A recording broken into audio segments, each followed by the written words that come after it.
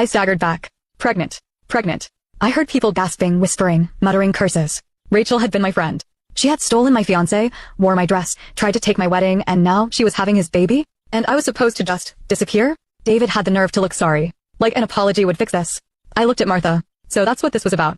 That's why you wanted me gone. She shrugged, like it was obvious. Rachel is giving my son an heir. An heir. Like we were in some medieval royal family. I laughed. Actually laughed. David winced. I didn't mean for it to happen like this. I held up a hand. Don't. Just don't. I turned to the guests. Everyone, let's give a big round of applause to David and Rachel, who are expecting a child after stabbing me in the back. Someone actually clapped. A woman in the back muttered, I need more popcorn. David looked miserable. Martha was seething. I was done. I turned to my lawyer. Are we good? He nodded. I'll handle the rest. Perfect. I smoothed down my suit. Then I walked out, because I had one more move to make. And this was just the beginning. I should have left. I wanted to leave. But something inside me told me I wasn't finished yet. Because after everything, after the stolen wedding, the lies, the betrayal, there was still something missing. And I needed to know exactly what it was.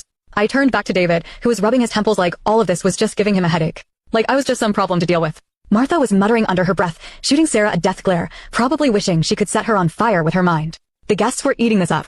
Some had their hands over their mouths in shock. Others had their phones out recording. And then Rachel walked back in. She looked furious. Not guilty. Not embarrassed. Furious. You just had to ruin everything. She snapped at me, marching straight down the aisle in my dress like she still belonged there.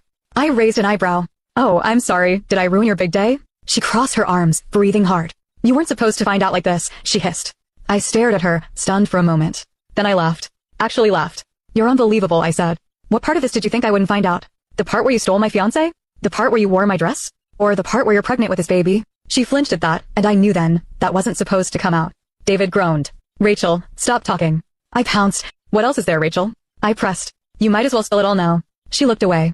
Martha suddenly stepped forward, panicking. Rachel, don't you dare, too late. Rachel snapped.